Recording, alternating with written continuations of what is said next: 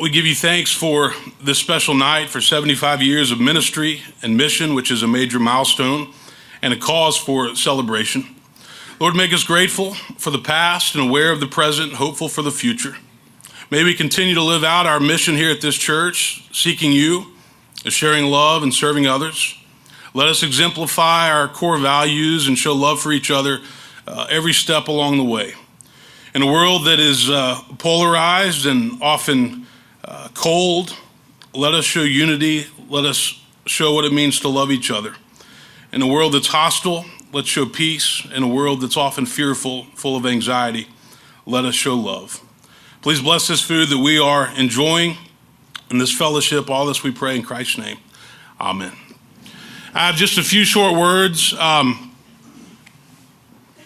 are a lot of people that have worked hard to make this night possible. If you look on the back of your program, you'll see a list of those that have served on the anniversary committee. There are two people in particular that I would like to lift up that have worked hard this year.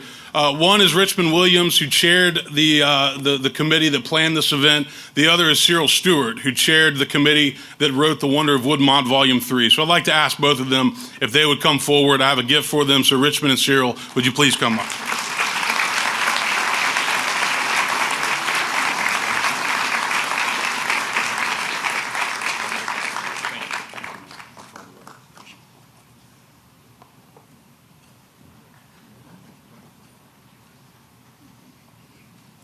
If you didn't get a copy of Wonder of Woodmont 3, then make sure you get one before you leave tonight.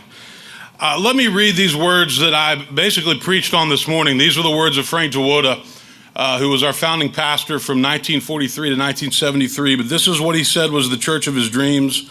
He says, a church of the warm-hearted, open-minded, adventurous spirit, a church of the people. A church that is high, low, and broad, as high as the ideals of Jesus, as low as the humblest person, as broad as the love of God.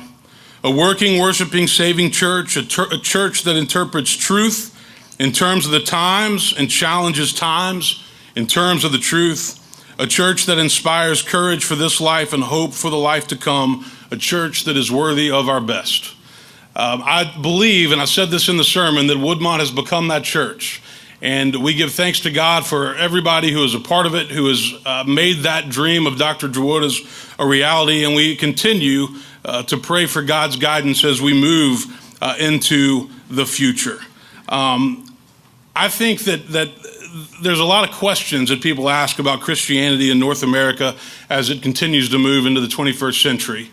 But I believe that focusing on Christ, keeping a vision, giving sacrificially, being warm and hospitable, remaining committed to mission and outreach and service to the community, being what we call a big tent church. Governor Haslam said, I look around the room and I can see you've got a pretty good political mix here. And I said, yep, don't I know that all too well. But trying to be a place that embodies civility and respect, where we love one another, and then being dedicated to hope and healing. Those are the things that are going to keep this church vibrant and alive for another 75 years. I am honored to serve as the sixth senior minister of Woodmont. Dr. Frank Jawota was here from 1943 until 1973 before becoming our minister emeritus. He was followed by Reverend Claire Berry from 1974 to 1979, David Moore from 1980 to 1986, Earl Gibbs, 1988 to 1991, and then Doug Lofton from 1993 to 2006. Each of these men provided leadership and wisdom and vision in their day and age, and we are grateful for them. And right now, I'll call your attention to the video screen, and we have a message from Claire Berry, who is still living in La Jolla, California, which is where he went when he left Nashville. Hello, Nashville. Just wanted to tell you that I remember some of my many fond things. I followed a fine pastor, Dr. Frank Jawota. He was well respected and loved by everybody in the church and the community. I spoke highly of him, and when I did that, Mrs. Sensing, who was one of the women whose husband was one of the big three in the church, and she said, let's go, we're going to have some dessert over at my house. And when we went inside, there were these women sitting all around the wall and kind of looked anxious about what's going to happen next. And she just said, Dr. Barry, I just wanted you to know, I thought you came out here to bury us, but all the nice things you said about Dr. DeWoda, I'm going to let you help bury me. I took a sigh of relief, and the rest of them did too. Appreciate Clay and his father who've done such a good job here at this church. I think you got the highest attendance in Sunday school that I've ever seen. Your budget, how you ever raised that budget, I don't know, but it's always big. So when I look at your weekly news magazine, we always open it up hurriedly to see who's joined. And it's always young families, baby dedications, all those are a part of it. So thank you again for allowing us to give this video for you, and God bless you in the future.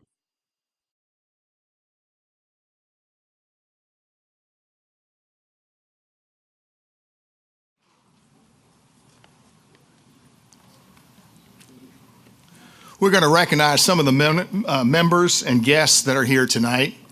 I mean, what am I talking about? We're gonna recognize pretty much everybody in this entire room is what we're going to do. So, when your name or your group is called, if you stand up just for a minute, and we will give you the Woodmont welcome. United States Senator from the great state of Tennessee, Lamar Alexander.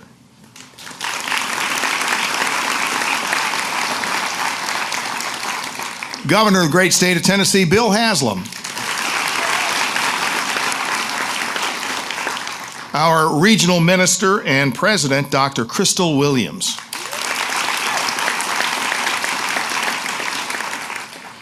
The Timothy of the church. Now, this is someone from the church who becomes a minister, and he's Jeff Wilson. Jeff?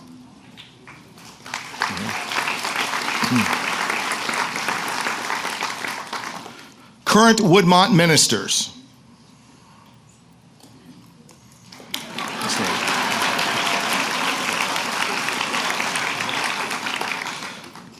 Current Woodmont staff. Yeah.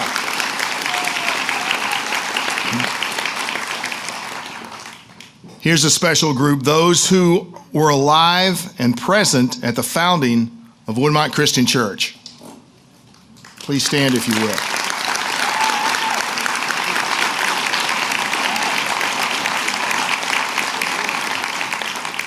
I just enjoyed all the pictures on the website this week of John Carpenter being about 5 years old. That's what I liked. Let's see, families of founding members.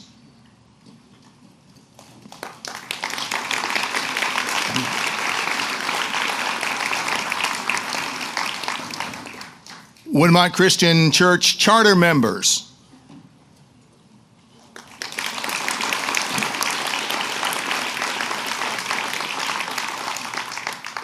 All right, this is like the school reunions now. Those who joined in the 1940s.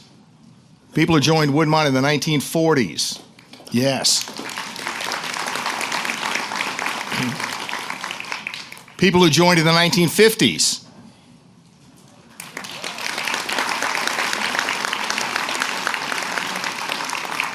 How about the group from the 1960s?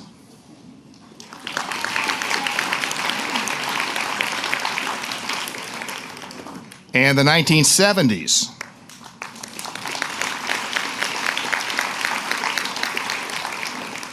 Those who joined in the 1980s.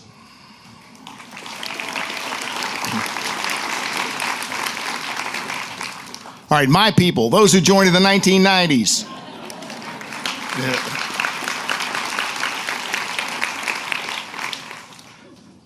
Those who joined right after the new millennium in the 2000s, from 2000 to 2009.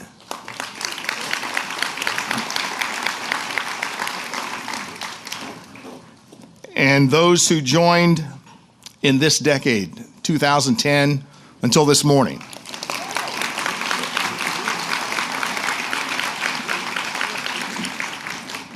And one more group, out-of-town guests. Out-of-town guests came back.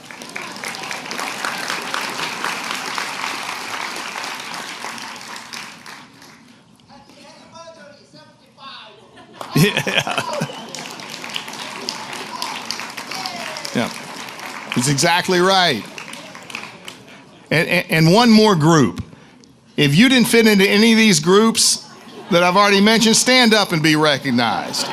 There you go. There you go. There's a group for everybody at Woodmont, I'm telling you. There's a group for everybody. This evening, it's a great honor to have current United States Senator and former Tennessee Governor among us. Lamar Alexander's son, Will, recently joined us here at Woodmont. Senator Alexander would like to share a few words tonight.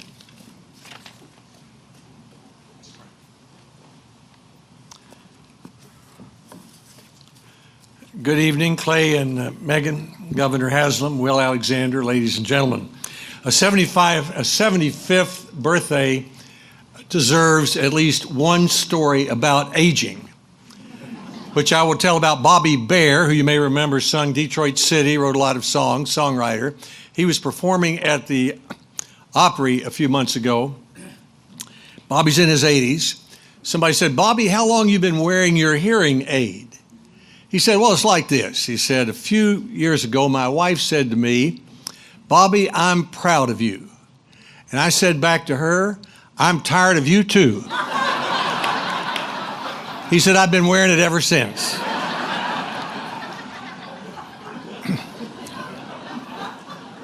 If you watch the United States Senate on C-SPAN late in the evening, you might see the majority stand up and say this: "I ask unanimous consent to begin tomorrow's session with a prayer." So far, nobody's objected. And the person who delivers that prayer the next morning is the chaplain of the United States Senate. The Senate has had a chaplain since 1797, since the first Congress, before there was a First Amendment.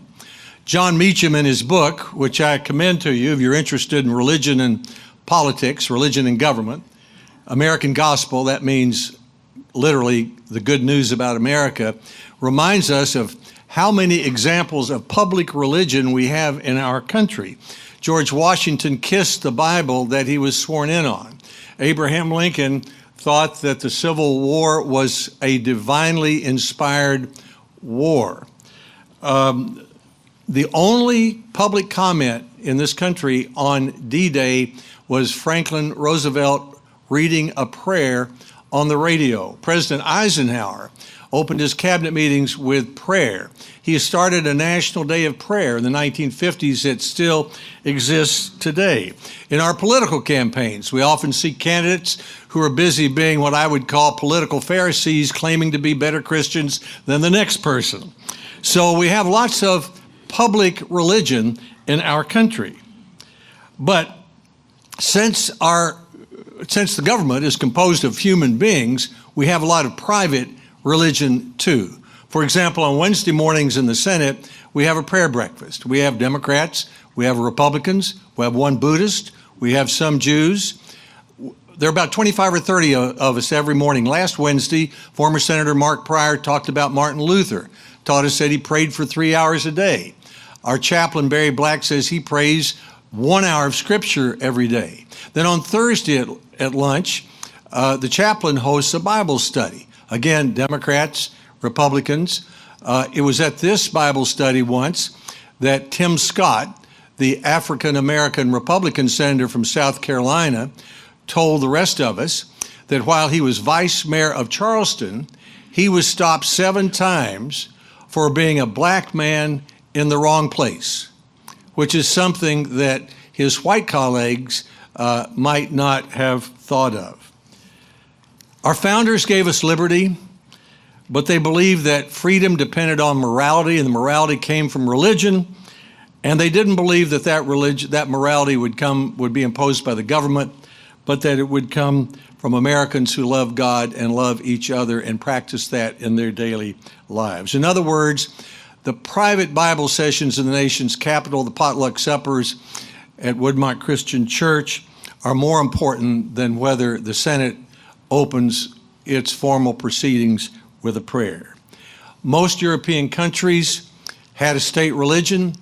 Most early Americans came here to get away from it. Presbyterians to get away from the Church of England. Those churches in European countries today are largely museums. Very different than what we see in America. churches founded by entrepreneurial leaders like those who founded Woodmont Christian 75 years ago. And in those churches, it's not like a museum. I can tell from your website that this is a church that is thriving and bustling with activity every single day of the week.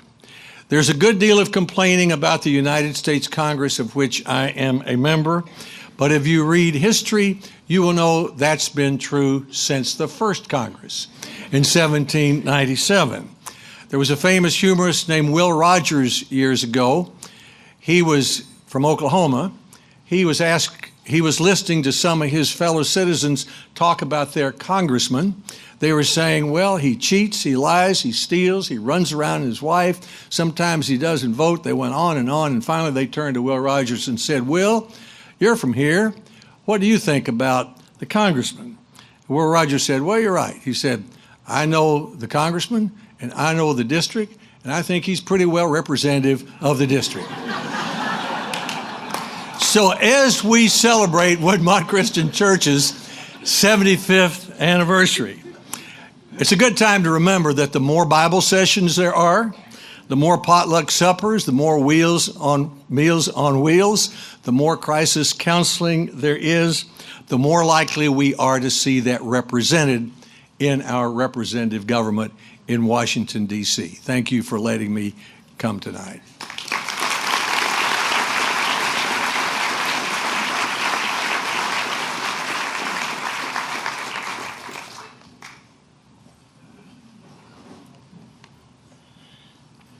You know, I just had an idea. Senator Alexander, we could probably wheel a piano in here in about 3 or 4 minutes.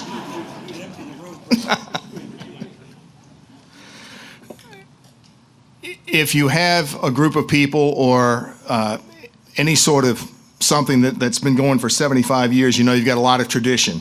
And we've got a tradition, a long tradition that goes back to the very first birthday at Woodmont. We've offered a gift to help support the mission of the church. Now, this includes taking care of the debt over the years, and we're happy to say that the debt at Woodmont Christian Church right now, zippo. Yeah. None. The women of the CWF have already set the tone this year commemorating the 75th birthday. They are making possible a warming drawer for the warming kitchen upstairs near the gathering space, and an ice maker for Campbell West over here. So how about a hand for the CWF? The dinner tonight was provided, but your spirit of generosity will help offset these costs and make our ongoing mission possible. And speaking of tradition, it's time to cut the birthday cake. You heard right. I heard that there would be cake. Time to cut the cake. So we'd like to invite Wilbur Sensing, Dottie Sensing Hetzel, Claire Ann Carpenter, and Claire Drewota to come up and participate in the cake cutting. And all the founding families, you're welcome to come on up and surround those four at the cake.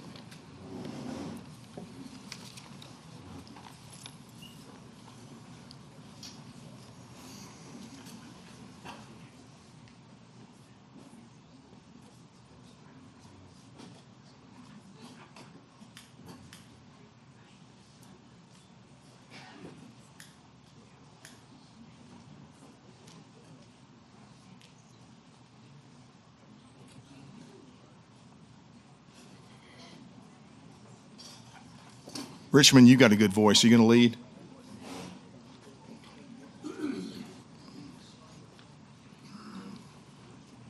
Happy birthday to you. Happy birthday to you. Happy birthday, dear Woodmont. Happy birthday to you.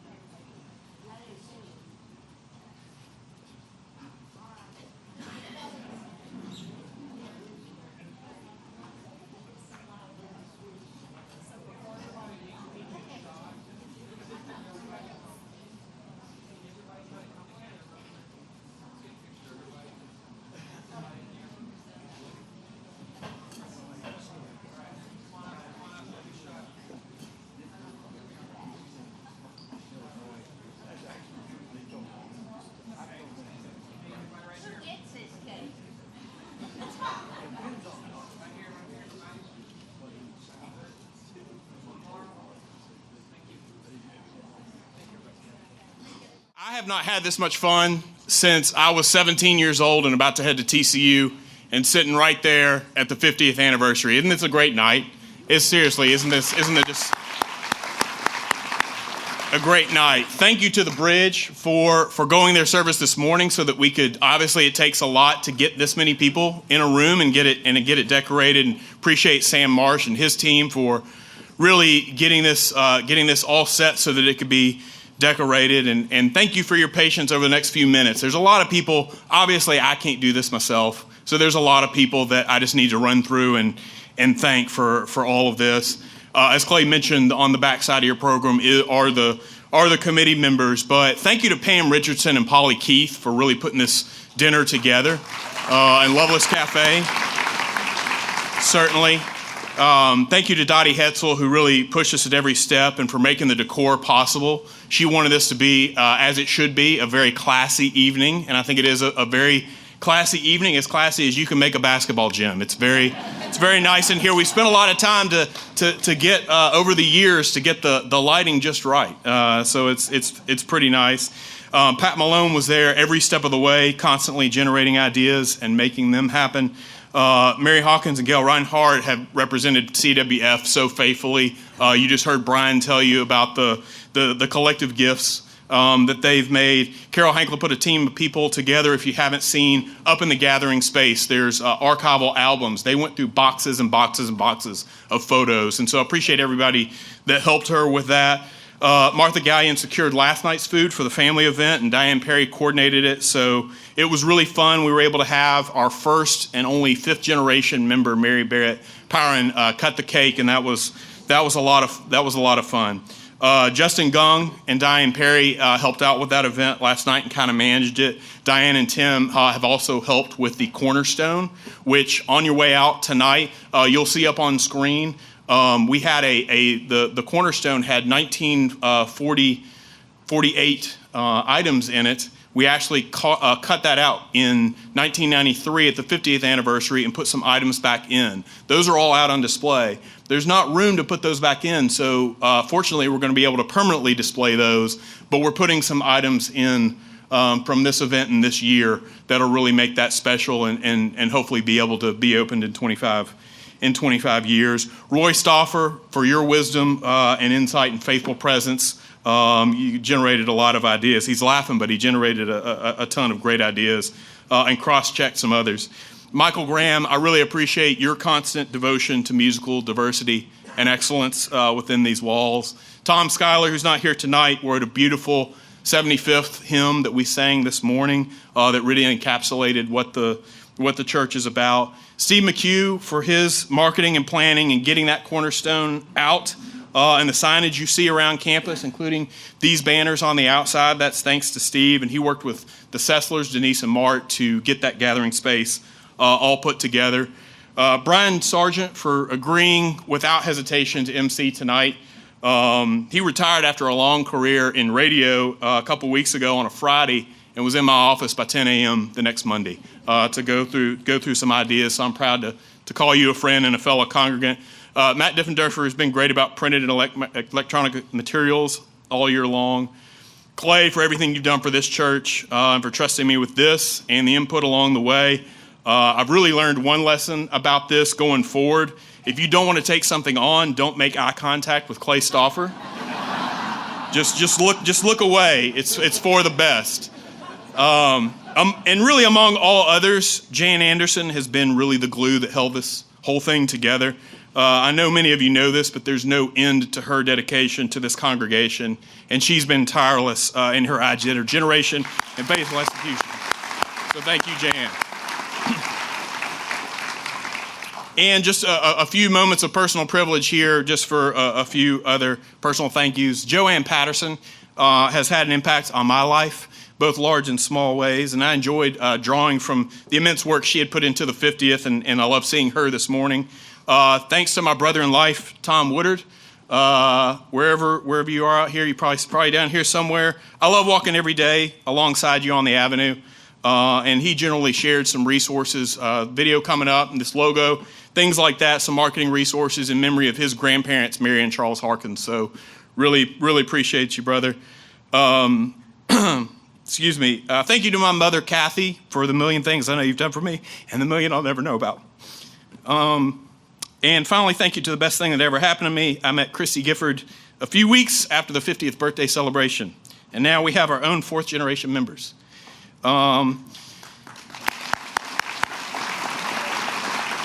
So, speaking of generations, this morning I was up looking through those photo albums and I saw a picture I hadn't seen before, and it was of my dad at the 50th birthday, and he had a beaming smile on his face.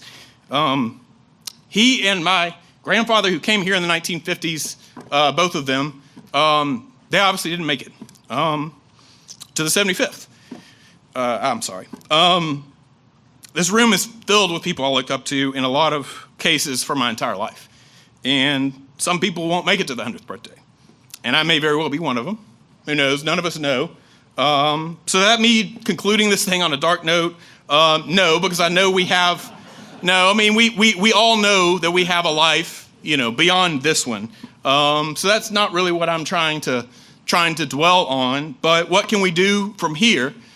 And I believe that seeking God, sharing love, and serving others is our version of doing justice. It's our manifestation of loving kindness. It's our embodiment of walking humbly with God. And that's all we can do with each other, for each other, every day until the 76th birthday and beyond. So thank y'all for being here.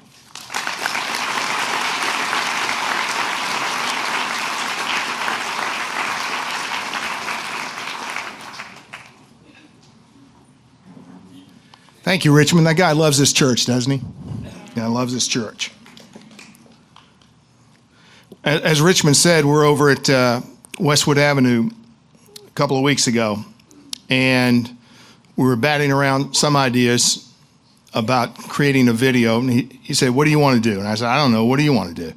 And from that inspirational beginning,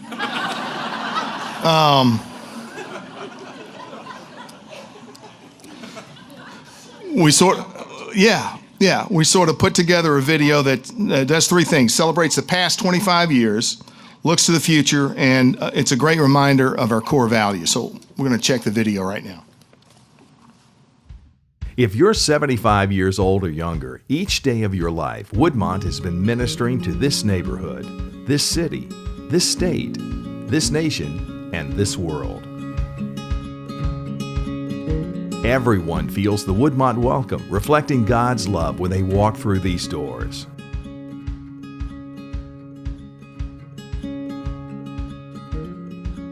Through the past 25 years, several meaningful, impactful worship services have enhanced the already stellar Woodmont experience. From a simple trip in the church bus to an international flight, Woodmont goes where need is.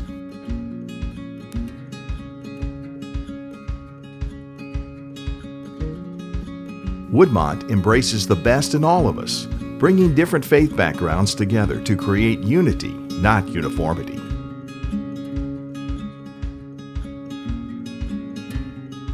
Ministry starts on this corner and impacts each of us in every aspect of our lives throughout the week.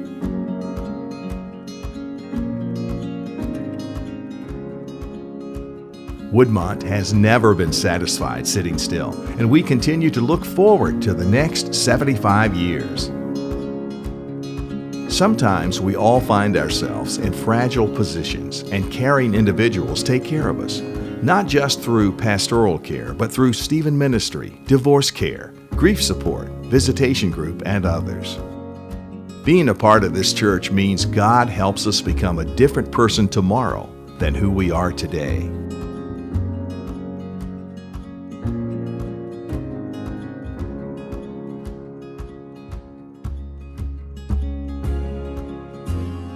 Woodmont Christian Church, seeking God, sharing love, and serving others for 75 years.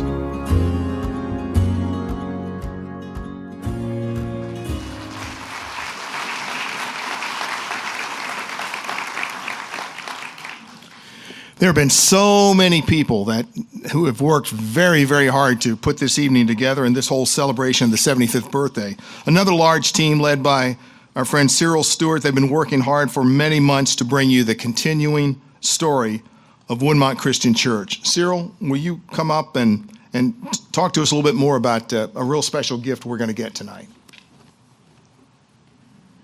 Well, thanks for being here. And Bill, I promised to keep it short, but we did want to tell you a little bit about the wonder of Woodmont 3.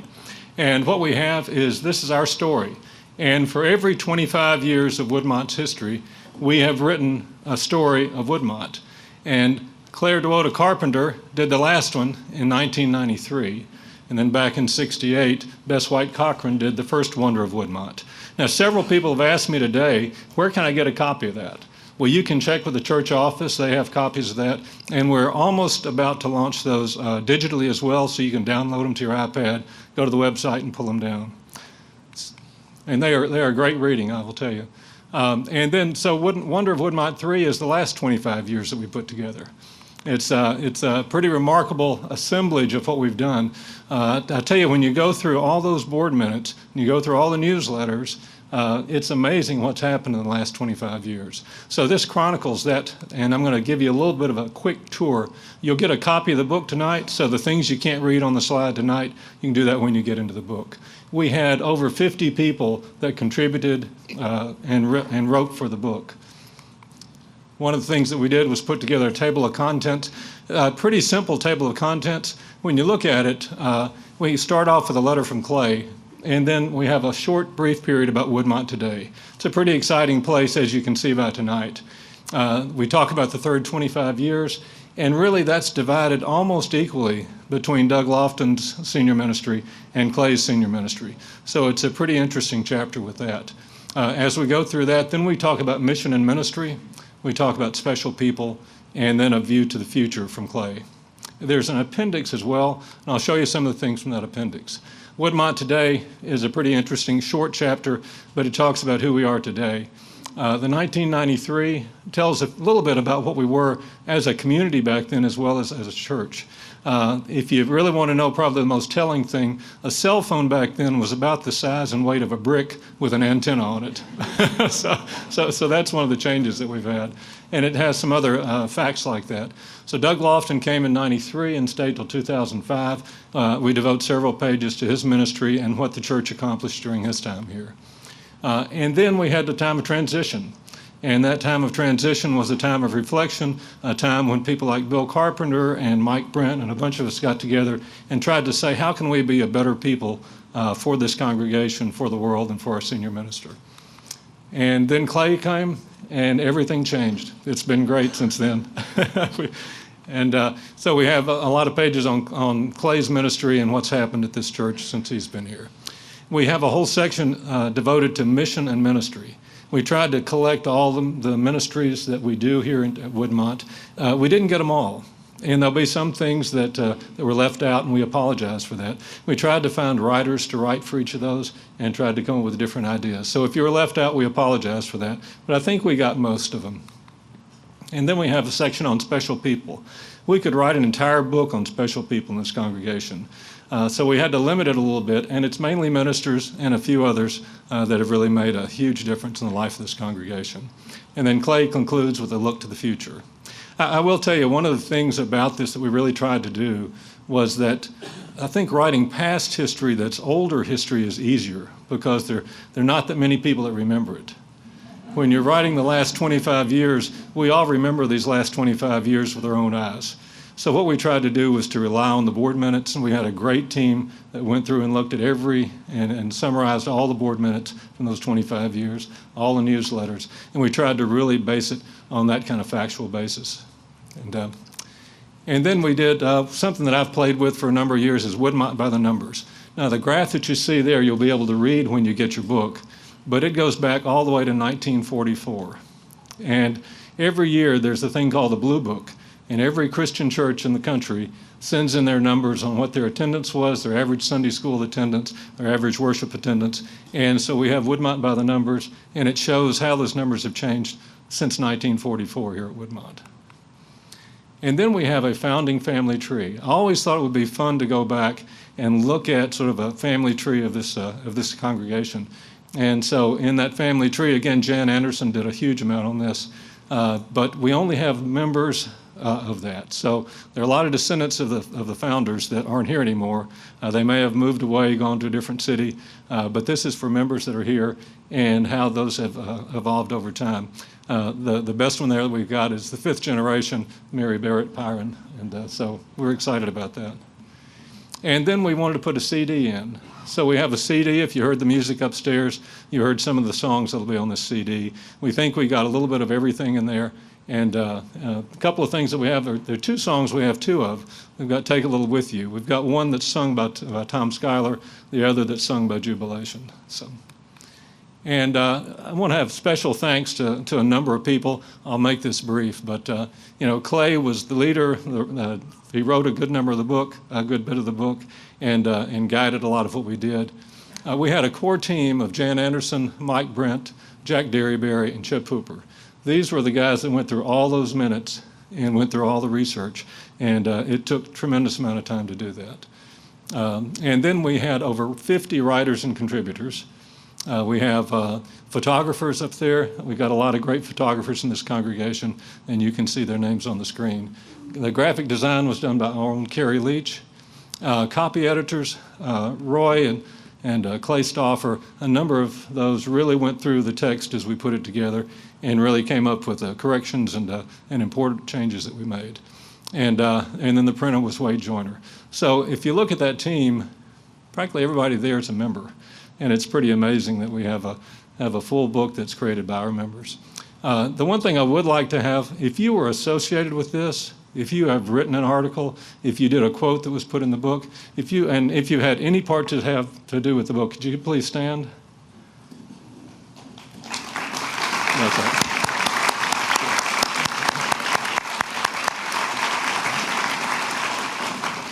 Brian, back to you.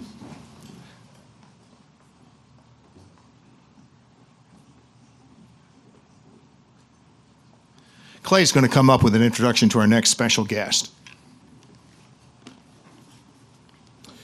So tonight I'm going to give a very brief introduction of our guest speaker.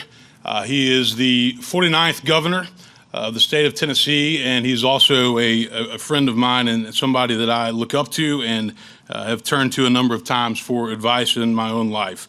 Governor Haslam actually has a connection here to Woodmont. His 2 nieces, Cynthia Arnholt and Whitney Johnson, have been active and involved in this church for a number of years. JW and Whitney just moved to Cleveland this summer, so we're going to miss them. But he has a personal tie here to Woodmont. On November the 4th, 2014, Governor Haslam was reelected as Tennessee's governor with the largest victory in modern Tennessee history. Under his leadership, Tennessee is recognized as a national leader in education, economic development, efficient and effective government, and fiscal strength. Before he was governor, you know that he served as Knoxville mayor. He was elected 2 different times.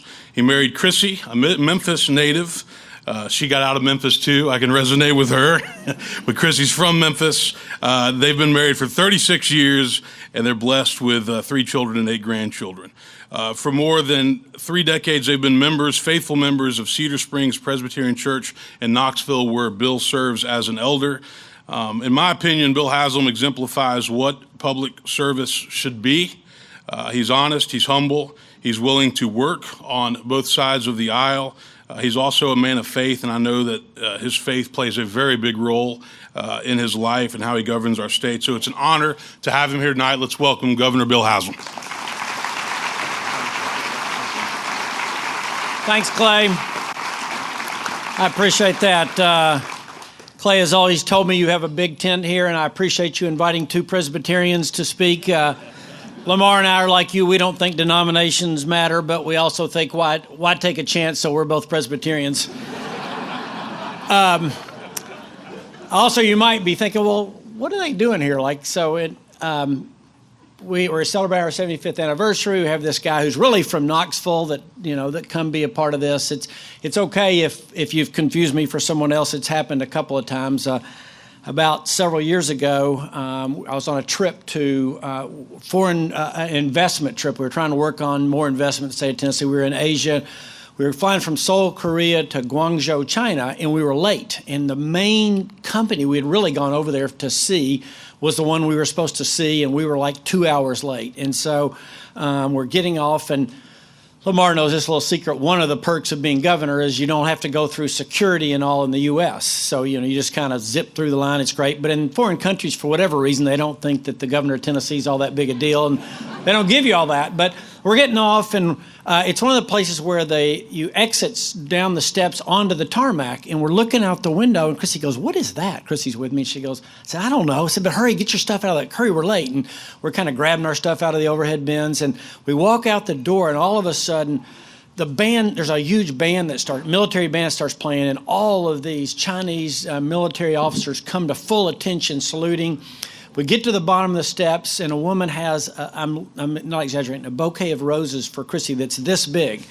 She later says, "That's bigger than any bouquet of roses you've given me." And I said, "Really?" And she goes, "Total, lifetime." So we get there, and they have this big ceremony, and we're kind of standing there nodding. We're not ready for this at all. We kind of look a little bedraggled, and finally we get in. They have this limousine, and we get in the back of this limousine, and we rush off. And I turn to the person who's obviously our host, and I say, "Excuse me, but what was all that about?" And in a very polite Asian way, they said, "You really want to know?" And I said, They said, "Well, we're actually having the G20 summit here in a month. And we were practicing." And you were President Obama for the day. So if you got me confused with somebody else, all right, I won't be long, and I'm not going to pick on Bill because everybody else has, but I won't be long. But I do want to ask the question, like, what are you doing here? Why is this church on this corner? What are you here for? This is an incredibly, I don't have to tell you, this valuable piece of real estate, right? You could easily say, well, we could take these assets and we could do a lot of really great things with them. We'll just sell this corner and do something else. And Nashville would love it, right? They'd get property tax revenue they don't get now. The state would love it. We could just take the retail mecca that is Green Hills and kind of extend it north, and we'd get more sales tax revenue. So why are you here? Let me give maybe my suggestion, a couple of things. Back in the book of Jeremiah, the people of Israel are actually captive. They're in Babylon, so think Iraq, okay? They are literally slaves in Iraq. Jeremiah is a prophet. He is back in Jerusalem. They don't even think enough of the prophets, to take them with them. They just brought the people they thought were valuable and took them to Babylon. He's back in Jerusalem, sort of by himself, and he writes them a letter. Now, if you all are being held captive in Iraq, I'm going to write you a letter that says something like, keep your head down, stay out of trouble. We will try to get you out as fast as we can. But Jeremiah writes them a very different letter. And in there he says this. He says, "To all the exiles whom I have sent into exile from Jerusalem to Babylon, build houses and live in them. Plant gardens and eat their produce. Take wives and have sons and daughters. Take wives for your sons and give your daughters in marriage, that they may bear sons and daughters. Multiply there and do not decrease. But seek the welfare of the city where I have sent you into exile, and pray to the Lord on its behalf. For in its welfare you will find your welfare." So why are you here? Your job is the peace of the city.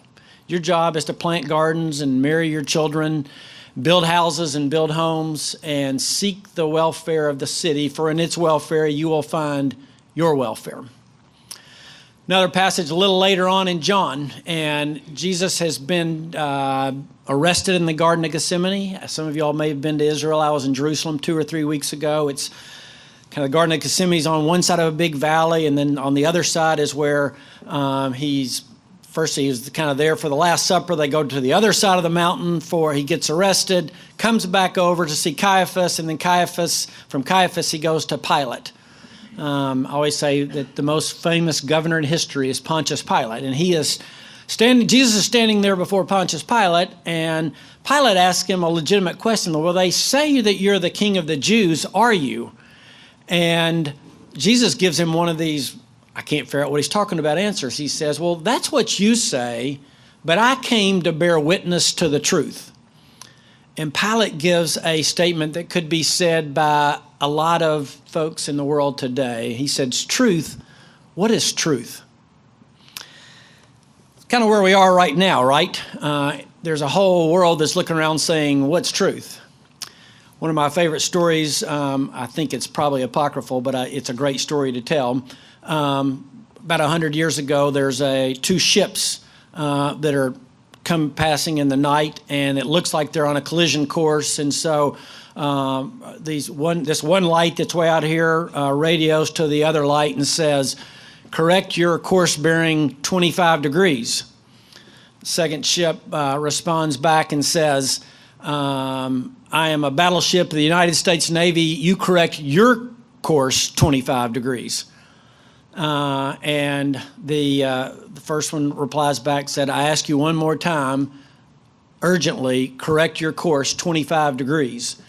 And the second ship says, "This is Admiral Timothy Johnson III. Correct your course 25 degrees immediately." And the reply comes back, "We are a lighthouse. Correct your course 25 degrees immediately." You know, there's certain things that just are true, whether you want them to be or not. All of us, and again, Clay tells me this all the time, this is he says, we have a wide differentiation of political opinion in this congregation. And looking around, I think that's undoubtedly true. And I think one thing you'd hear from Senator Alexander or me, or most of us in this room, is that politics seems to be broken. Maybe it doesn't even seems to be, but is broken. We've broken down into this whole red state versus blue state deal, and everybody gets news the way they want to get it, and they talk to people that they want to talk to, and they can't believe or understand that people who don't agree with them don't agree, and we just seem to get madder about it. The question is, well, where's the church in all this? And I want to be really clear. I thought Senator Alexander did a great job of talking about where the church should not be. The church should not be part of the state and should not be saying, here, the church, every time the church has been combined with the state, the church is lost long term. So it's really clear that's where we shouldn't be. But it's also really clear something else. Said Senator Alexander's been a governor, and he could echo this. In government, we're a lot better at some things than others. We're a lot better at fixing potholes than we are at fixing hearts, I like to say. I can tell you how to come up with a plan to fix the potholes on 440. It'll take a little longer, but it'll eventually happen. But I can't tell you how to fix all the hearts around Tennessee. But that's where the church comes in. And the question for us as the church at large is this: are we a thermometer or are we a thermostat? Okay, are we simply registering the temperature of the world out there, or are we folks who are actually changing the temperature? You know, one of the things you see up close every day in my job is how broken the world is. Loneliness is at an epidemic proportion, and I think that's why you see suicides at the record and the levels that we do. All of us know about the scourge of opiate addiction in our state and in our country, and the kind of meaninglessness that I think has driven some of that. And then the alienation that has forced people to kind of quit believing in institutions, period. Definitely in government, in the church, in the academy, and you can keep going on and on. And so the question is, what are we to do about it? Well, there's another passage in the Gospel in Matthew when Jesus says, our role, your role, is to be the salt and the light. The salt, then, remember, and you all know this, you've all been to Sunday school as much as I have, the salt wasn't just for taste, but it was a preservative.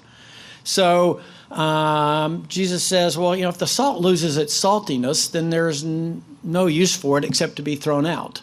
And the implication is this: if the meat is getting spoiled, it's not the meat's fault. It's the salt's fault. And when we look around and say, what's going on out there? Well, maybe it's because we're not being the salt that we're supposed to be. The bottom line implication for us is this: we're not the salt. When the idea of salt and meat is, if the chemicals are the same, then the salt doesn't do any good. The idea is the salt's supposed to be different than the meat. That's how it works. And when it's not, then the meat gets spoiled. And our call is to be different. So what is the Woodmont Christian Church doing here on this corner and celebrating 75 years? It is seeking the peace of the city to which it's called, for in its welfare you'll find your welfare, and it's being the salt to make certain that the meat that it's a part of does not spoil. Thank you. Thanks on behalf of the state of Tennessee, and I mean that. Like I said, we don't want to separate the two, but I'll say this. Government would be so much more difficult and impossible without the work of the church. They're totally separate things, but without you fixing hearts as we try to fix potholes, it all is incredibly much more difficult. So thank you.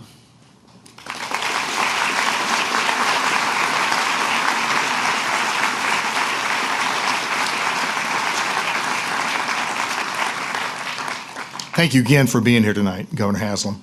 We've got one more special presentation coming up this evening, and that's the Cane Ridge Revival. It's coming up in just a few minutes. We're going to reconfigure the stage. Before you leave tonight, I want to tell you, nobody leaves this party empty-handed. Nobody leaves empty-handed.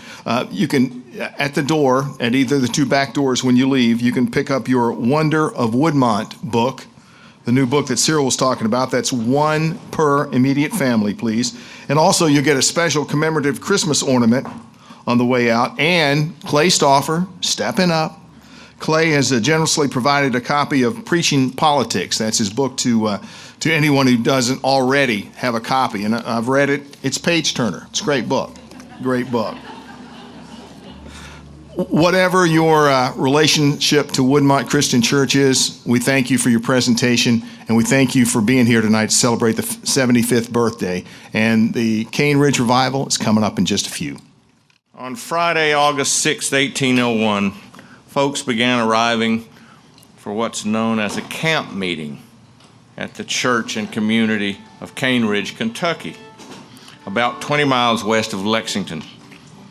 And by late Saturday, thousands had gathered to take part in what historians tell us was one of the largest and most important meetings of its kind in American history.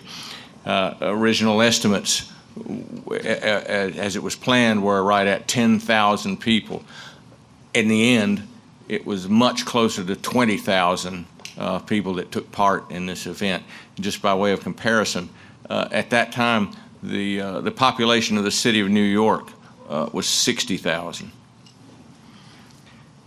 The reason this is significant for us is that the minister at that time at Cane Ridge was Barton Stone, one of a founding father of the Christian Church, Disciples of Christ. Camp meetings were social as well as religious events and a tradition in that era. People would travel over great distances on foot, horseback, by wagon, for the opportunity to visit with family and friends, and for fellowship and worship. There would be cooking over campfires, dinner on the ground, singing and dancing to the music of fiddles, mandolins, guitar, banjo, playing hymns, Scottish airs, jigs, old-time traditional mountain tunes, and of course, praising God and caught up in the Spirit, with dozens of preachers holding forth from the back of a wagon or on a stump. It was quite an amazing scene. After we did this the first time, performed this piece the first time, which I'm thinking was about 2006, 5 or 6. Michael Graham wrote a little message with me with a quote that I liked.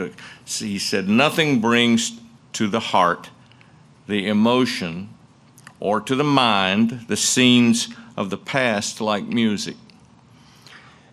And I believe it, because as I say this, and this is strange, I can almost smell the fried chicken. And it's gone. And it's not an accident. It was 2004 or 5, I think one or the other, that our own Tammy Rogers King and Roger Hudson, who has been a member of Woodmont for a long time, left us and moved to Florida. But he came back to perform this with us. He and Tammy wrote this piece in 3 movements, and I think it's beautifully brings to mind to life the scene that I've just described. At that time, the Cane Ridge Revival the players consisted of this side of the stage. This past year, Don Hart was kind enough to write a new arrangement. What we had in mind was an Aaron Copland sort of approach for the consort to play to accompany the original Cane Ridge players. I don't know, how many of them are there? Jeez. A bunch. They look pretty good, though, don't they? Anyway, and thanks to research in absentia from Tom Schuyler, we hear the very words of 3 people, long gone now, who took part in the Cane Ridge Revival.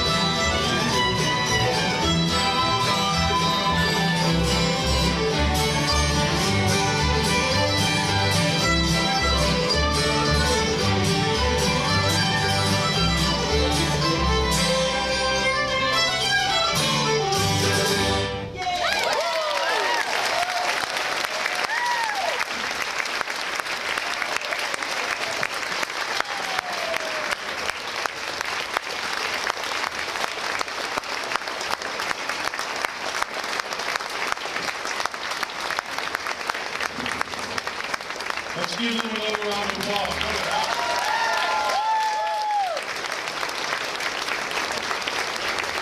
Happy birthday, Woodmont. Don't forget the birthday present. Don't forget your Christmas ornament. Go in peace. Thank you for being here tonight.